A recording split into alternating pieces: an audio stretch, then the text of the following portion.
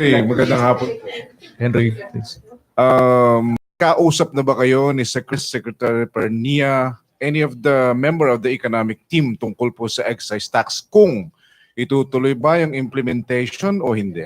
Mamaya magkakausap kami sa cabinet meeting. So hindi pa ho kayo nagkakausap. Ano ang tsansa na ito ay masuspindi o ituloy? 50-50, 60-40? Ano pong tsansa? Malalaman natin mamaya. When we, Kausap, maski Hindi pa. kailan? wala pa. Okay. Okay. Thank you, Henry. Nestor. So mamaya sigurado na hong didesisyonan ito. Most likely. Most likely. We'll let you know immediately. All right. Thank you, sir. Nestor. Good morning, sir. Hello. Morning, Secretary. Morning. Good afternoon. Afternoon. Good afternoon. Talaga, oh.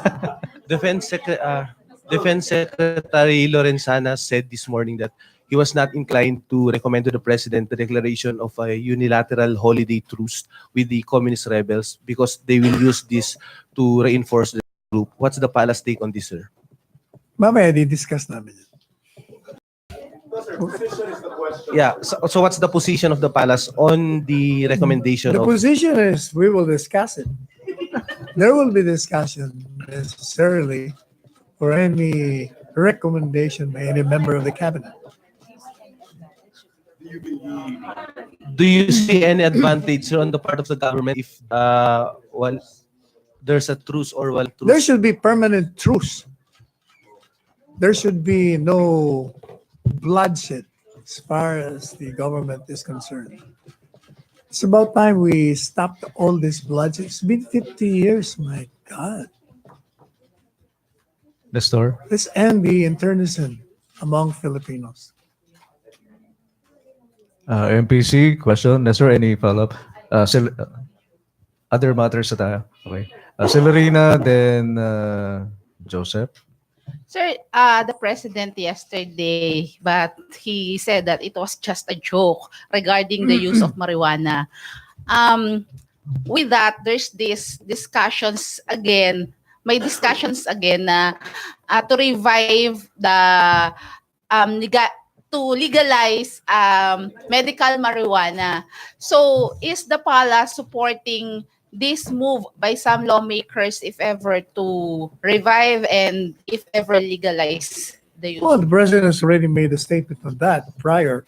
He said for purposes of medicine to heal, he's in favor, but not for use other than that.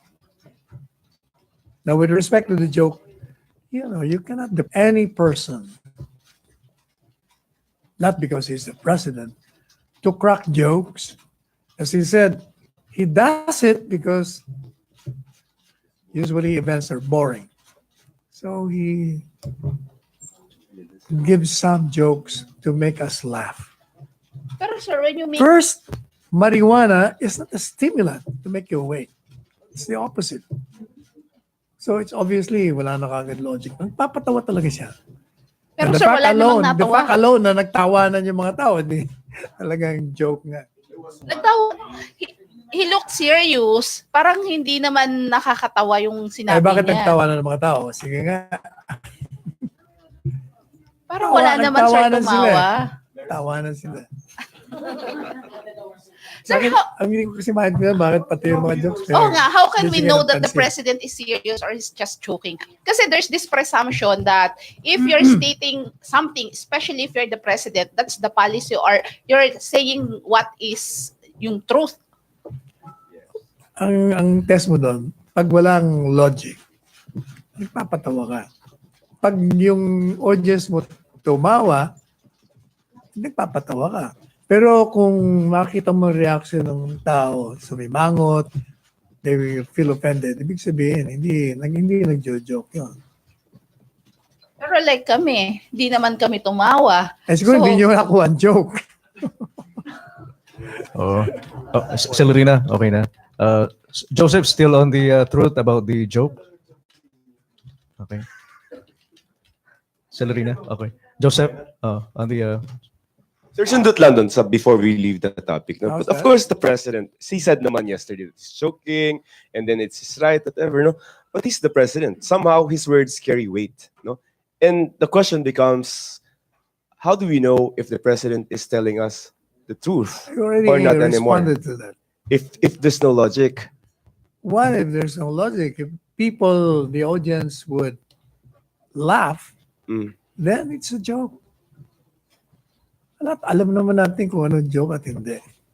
mhm. Pero sir, wala tayong nakikita na problem na that is the president is Wala. he should be a little more maybe careful with the words. Every now and then lang ang joke siya. Ikaw naman. Okay, okay. Sir, position ng Palace sa medicinal, nasagot niyo na ba yan? Yung sa, why do you think there are people here that need medical marijuana? There have been researches. In fact, in some countries, legalized ang marijuana. Mhm. O yun, you pointed out Canada. In fact, in some states in the US, Mm. ginagamit talaga yun. Pero siyempre, controlled yun, regulated. And you're for that, controlled, no? The president is for that. Nagbigay na siya ng mensahe dyan noon pa. Sir, yun muna sa akin. Later na iba. MPC. May, di ba may question. mga proposed bills na nga in Congress? Okay. Chona, about the issue of marijuana or other matters? Sir, si Presidente ba nag-try talaga ng marijuana ever? Never in his life. Papala. Sir, sorry. Did you ask him? Celerina, excuse me, may follow-up yata si Chona. Okay na. So, did you ask him if he ever took marijuana? Did you not hear Senator Soto said? He asked him. But you? I don't have to ask him kasi we've been together for 30 years. Never. But he's 72, 74. Even then, he never. Otherwise, may kikwento niya yon kasi napapag-usapan namin. Din. How about you, sir? Did you use marijuana? I don't need it. If the marijuana makes you high, I'm always high. Celerina, okay na. We will go back to Chona. Chona, okay na? Naitanong na, no? Okay, Julie. Sir, okay. If we're saying distinguish whenever the president makes a joke and when it's not a joke, we should also remember that children are also watching him who may not be intellectually, capable of distinguishing which is a joke and which is are not. And So don't you? incapable also of understanding Yeah, but whether still, it's a it's joke or not. yeah, but So if still. they're incapable of understanding it, so there is no harm. Hindi nila naiintindihan eh. But there is harm, sir, in saying that the president takes marijuana and the children might take it seriously. Una-una, yung mga bata hindi naman nanonood sa mga speeches ng mga presidente. They might watch the news, sir. I think we're dwelling on this joke thing more than we should. Hindi importante. Let's talk more seriously about serious things, not jokes.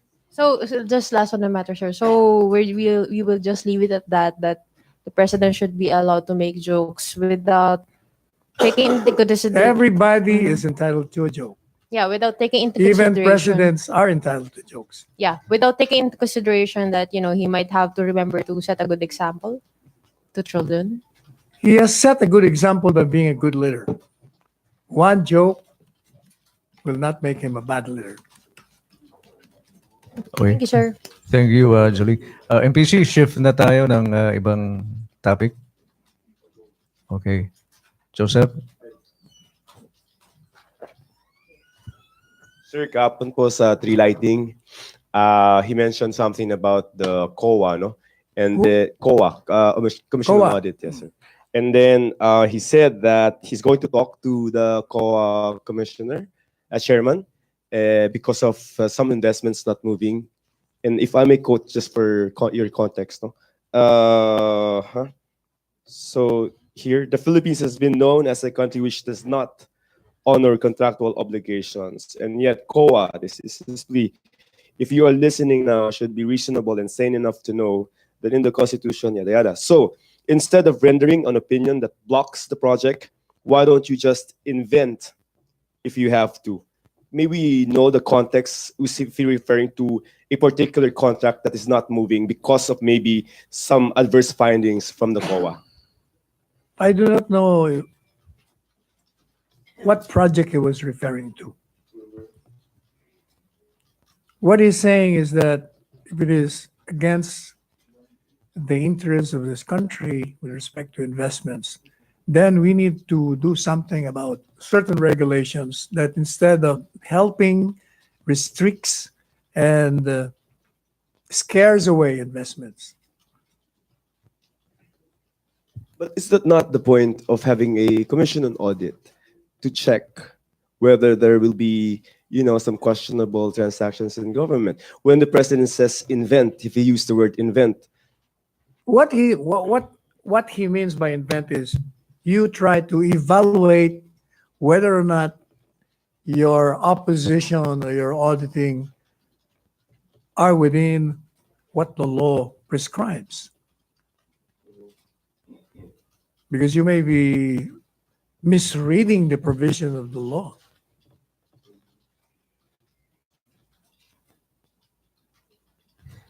MPC. Joseph, follow up. yun ang- MPC questions? Wala na? Wala na? Tina.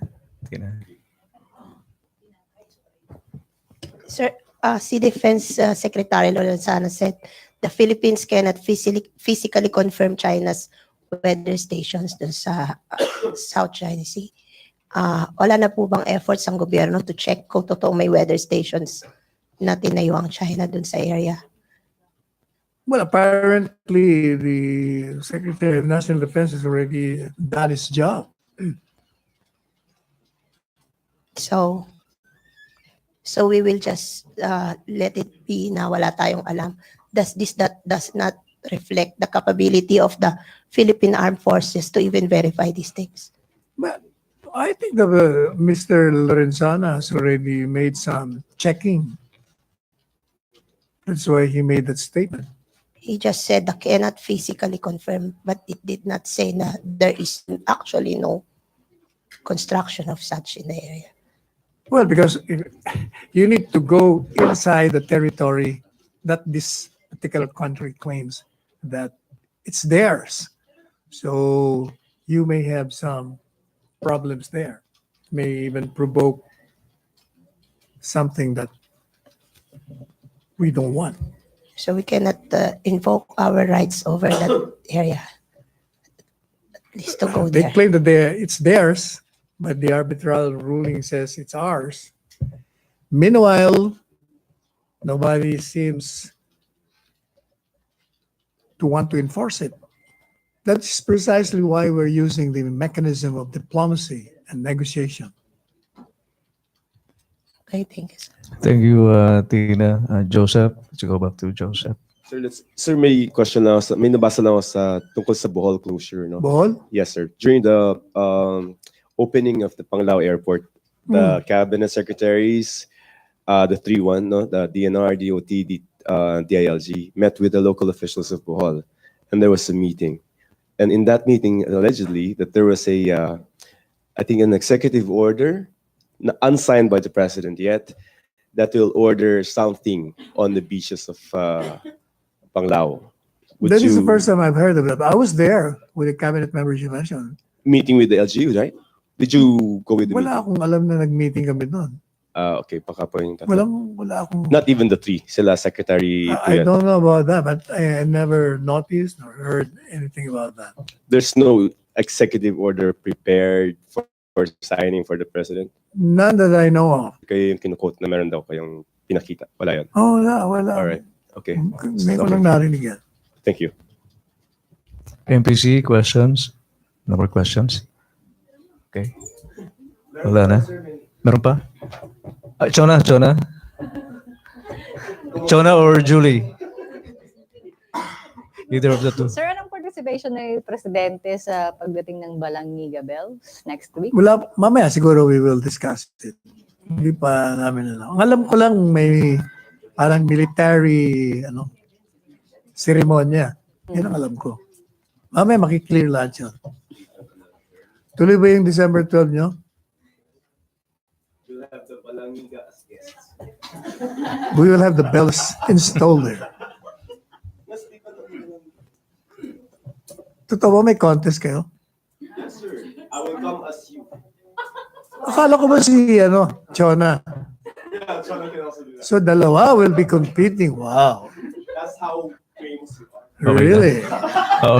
Secretary, may nagpapatanong lang na taga Malacanang. Kailan daw bibigay yung yung 50,000K?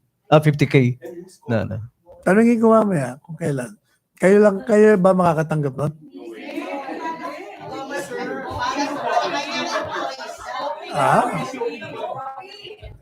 Joseph, to Oh, clarify please. things about on sa 50K, Joseph, please. Sir, on behalf of the other employees of Malacanang, kahapon na nagtatanong, sino ba yung makakakuha ng 50K?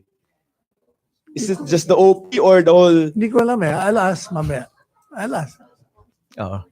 Tungkol doon sa 50,000, Henry, okay na tayo doon sa 50K? Oo. Employees, hindi lang natin alam kung kasama yung casual doon, kaya hindi. Hindi kami sama. Henry.